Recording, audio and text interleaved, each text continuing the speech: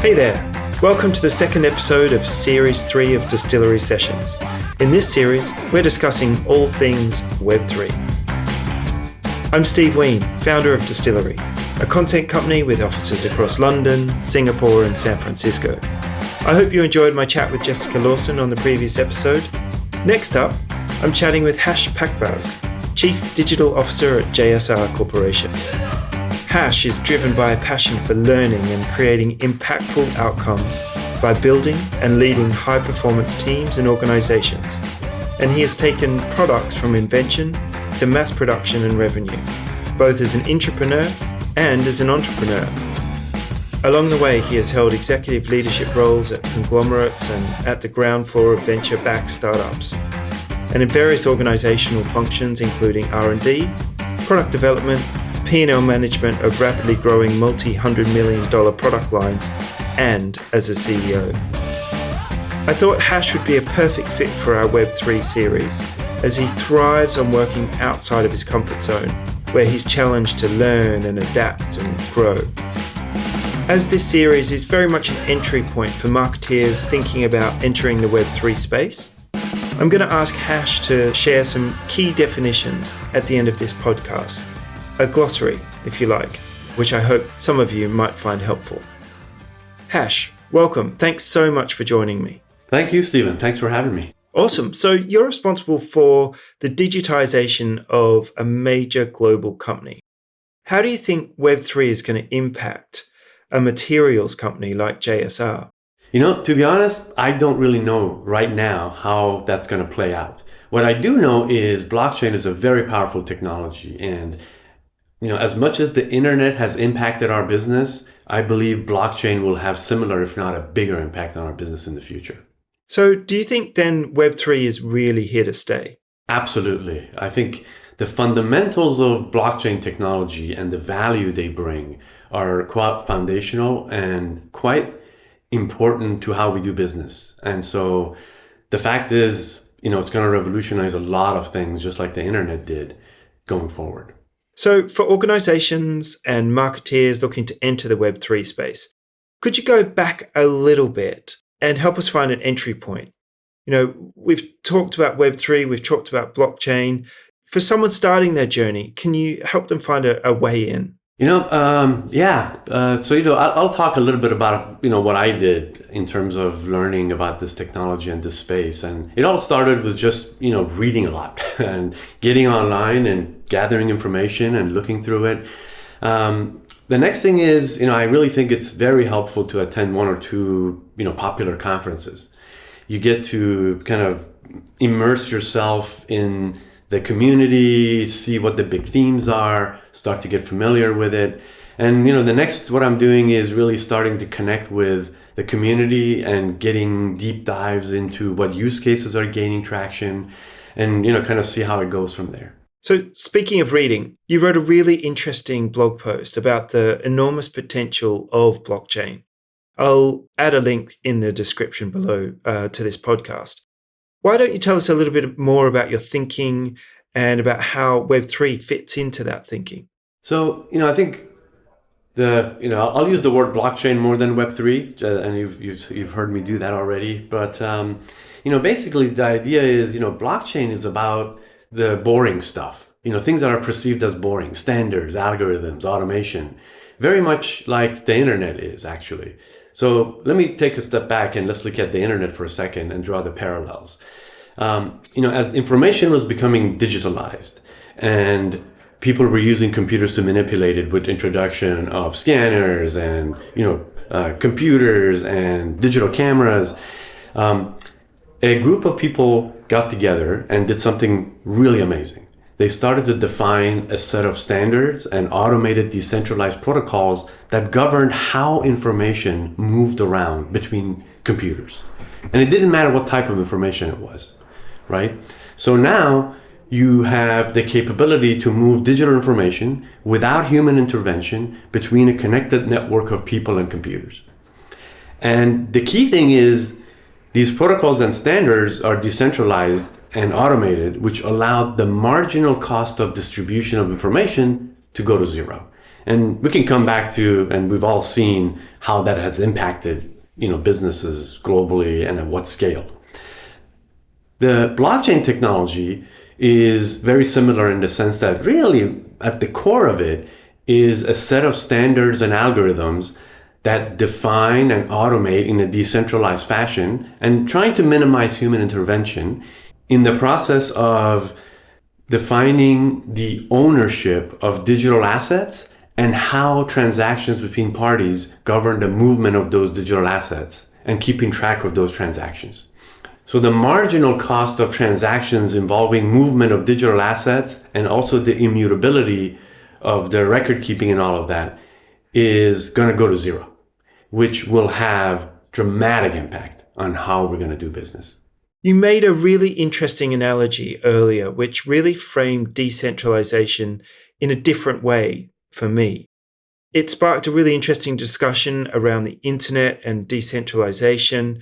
Could you expand a little bit more about that, please? And, I think you've got a really nice way of breaking down the decentralization piece. Yeah, so I think, the way I think about it is, the internet is already a decentralized platform that we're using every day for moving information around, right? What got centralized is the user experience, right? The internet is a technology, is not an application, right? Users engage with an application, with a use case that makes their life easier. They engage with a product. And, products by their definition are built by organizations. And, good products, use good technologies. And so using the internet, which is a decentralized technology, to build a product by an organization, which is a centralized entity that offers that product, is what we see happen, in our current world. That principle is no different when the technology is blockchain or internet. So blockchain is a decentralized technology for movement and keeping track of assets. People will build, compelling applications on top of it and offer those products to their customers. And customers will adopt them if they bring value to them. And, that process is done by centralized organizations that are really good at understanding what customers need, making that frictionless experience happen for the customers, which drives the adoption of the product. Are there any specific parts of businesses that you think are going to be more affected? Yeah, so let me go back to the internet and the birth of internet, and I think the parallels are amazing. So when you look at a business like publishing, newspapers, so on, right? You have analog information, and then there's companies who offer a product like a newspaper or a book, and they built a moat around their business by handling the distribution. That was the power of newspapers. The ability for a competitor to enter the market was very hard because distribution was very expensive, right? The internet drove the marginal cost of distributing information to zero. So all of a sudden, this big moat, competitor advantage, disappeared. So these businesses were heavily impacted by this particular aspect of the internet technology. So now, fast forward to where blockchain is going, right? Blockchain is going to drive the marginal cost of moving and keeping track of digital assets to zero. So if you're in a business where you're a centralized organization that has a big role to play in keeping track of assets, right? We have these centralized organizations that are very asset centric. DMV handles your car registration. Banks handle your money, et cetera, et cetera. Blockchain is basically creating a platform for any digital asset, just like internet for any information, image, writing, whatever. So definitely, if you're in a business that has a moat defined by how you manage assets, you're in big danger, right? Other companies will take some time, right? So it really depends on the nature of your business and how it overlaps with the capabilities of the blockchain technology in terms of how you'll be affected. Right. Okay. So Distillery, we're a content company. How do you think Web3 will affect companies like us and the services that we offer to our clients? I think for companies like Distillery, this is an amazing opportunity. one of the most advanced areas in blockchain right now is NFTs. Let's, for a moment, please forget about the crazy, Bored Apes and, those things. Let's talk about, the true fundamental value of NFTs, right? It's a non-fungible token, represents a digital asset.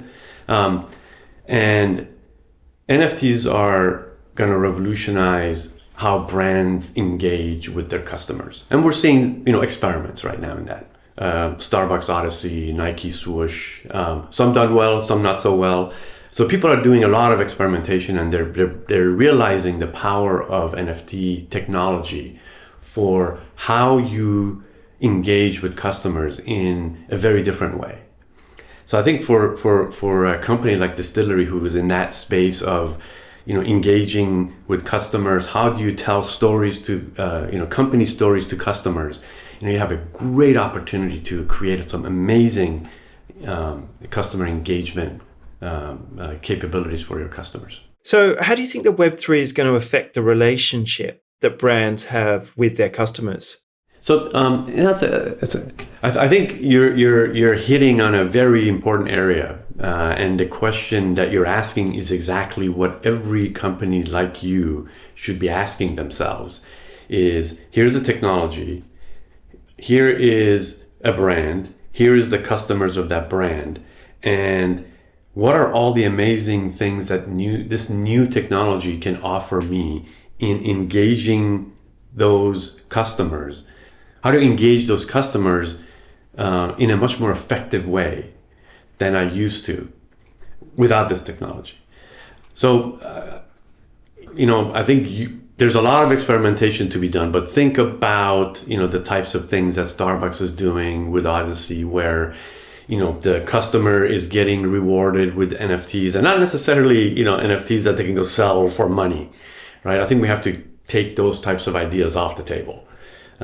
It's really how those NFTs then enable the customer to connect the digital and the physical world. I have some NFTs, I've gained some loyalty points, I go to a physical location and it unlocks an experience for me there, right? So, can a Google customer who's telling their story from Google get some loyalty points or other things that allows them and their employees to go experience new things in the physical world, unlocked by the NFT. Now, again, I don't know if this is going to work or not, but these are the types of things that NFTs enable and the types of experience you can unlock with this technology. Hash, I wanted to ask you a question around content specifically. Do you think that NFTs come under the bracket of content?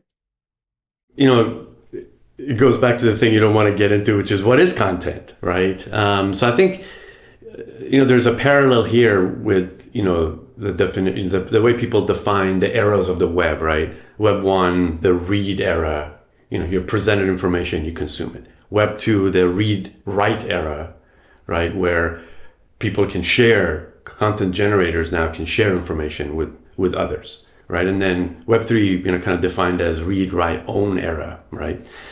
So content has aspects of ownership, and that can be governed now. It was very hard to govern it, in the digital world, but you can govern it. It has aspects of now becoming programmable through a link to a token that's programmable on a blockchain. And I think that programmability aspect of it that makes it interactive in ways we have never thought of is kind of this new capability that's going to change the way content is used. So it's really exciting how Web3 is really revolutionizing, the value chain in content, really taking from a one-to-one sort of transactional experience to something that can gain value over time. It's something that we're very much exploring at the moment. It's not just gaining value, but now, content you output today is mostly static once it leaves, the factory, right? With blockchain and NFTs, that content can actually change character as it interacts with the environment according to certain rules that are in the contract that's attached to the content. So now you have, dynamic content. I don't know. I mean, the possibilities are amazing. I'm not smart enough to know how to make money from it, but I can imagine people are going to figure it out. So in terms of the ownership aspect of Web3, what sort of impact do you think that'll have on the customer experience? Yeah, so, there's a lot of things I assume brands would like to do that they're just unable to do it today because the technology doesn't exist. Like, I'm sure brands want to be able to give digital assets to their customers in order to, in different forms of reward and so on and so forth. And the second thing is, of course, customers have a different value on a reward that belongs to them rather than belongs to the platform, right? So when I leave the Starbucks ecosystem, for example, I would not be able to take my rewards with me. Blockchain technology manages all of that for you. So the ability to do a lot of things like giving customers things that you could not give before, you don't need an infrastructure set up to manage all of that. Blockchain technology manages all of that for you, and the customer's experience is very different. Now they kind of feel connected to this thing that's been given to them because it's theirs. It doesn't belong to the brand anymore. Right? So I have a personal connection to that object or item. So what companies are out there that are really leading the way from your point of view? I'll put my consumer hat on for a second, right? So as a consumer, I haven't been impacted in any way, any fundamental way by the Web3 so far. So I'd say that there's a lot of experimentation, but not a lot of real world adoption. I would say we're in 1993, right? Pre-read web, but it's moving much faster than the evolution of internet happened. I mean, much faster. It's phenomenal how quickly things are moving. And who's really moving quickly in this space? Yeah, so I think, as always, companies who are willing to experiment are the ones that'll get there first. So people like Starbucks and Nike who are very active experimenting. McDonald's is probably going to get into it pretty soon. So I think that's the key, is the companies who start to engage the technology, run proof of concepts, and are not afraid of experimenting and keeping the blast radius, limited. So if something does go wrong, it's not catastrophic to the company. So I think if you are willing to do that, you're going to get there first. So your advice to businesses who haven't started on their journey yet is to really get out there and start iterating. With one boundary condition, right? Do not abandon fundamental business 101 principles, right? I've heard so many times, this time it's got to be different. And, the quote that I love the most, and I, run it through my head every morning when I get up, is everything is going to change so that everything can stay the same. So, the playbook for adoption of new technology has been around for 30, 40 years. A lot of startups have successfully executed it. Things like New Technology Adoption Lifecycle, 30 years ago, written by Jeff Moore and others. Don't get enamored by it's going to be different this time. It isn't.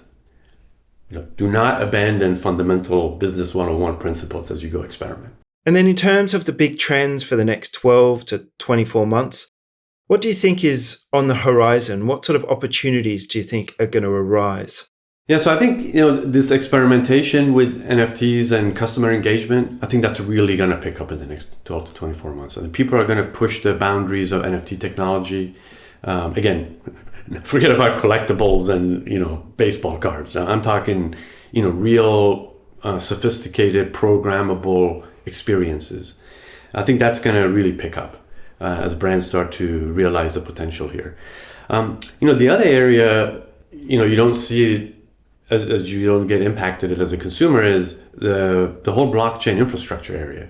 There's a lot happening there. I think the biggest areas in the next 12 to 24 months are, what we call ZK proofs and ZK rollups, which will drive the cost of transactions down, bring more security to and more transaction speed to execution, and also enable privacy on blockchain, which is very important to enterprise.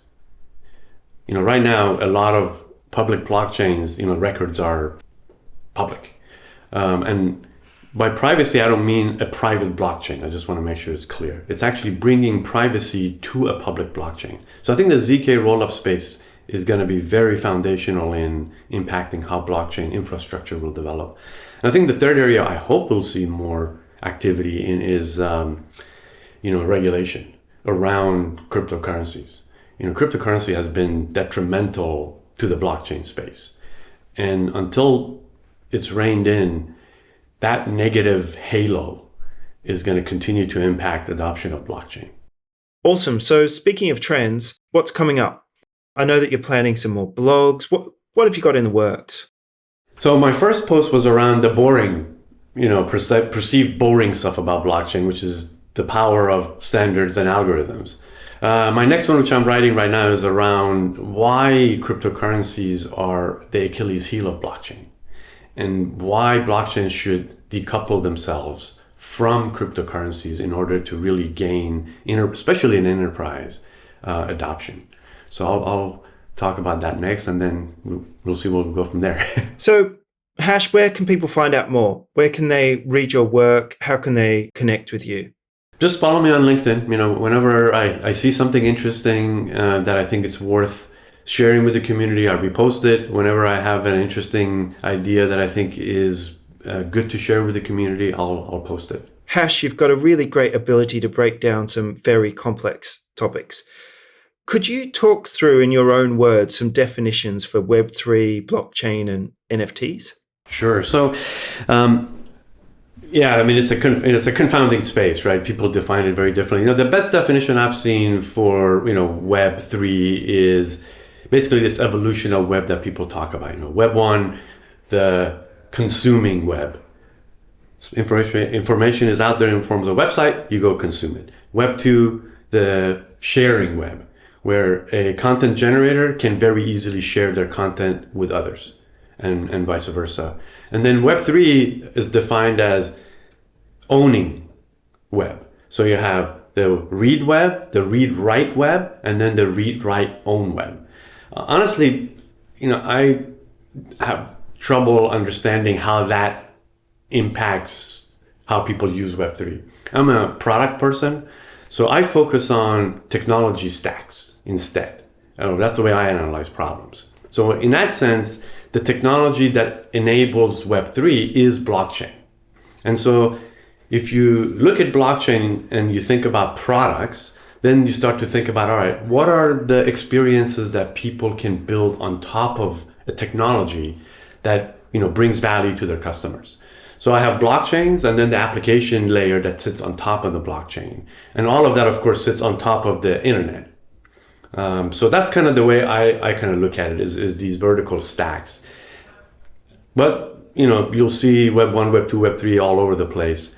It's just not as illuminating for me when I think about these concepts. Awesome. What about NFTs? So NFTs, let's talk about that in the context of blockchain.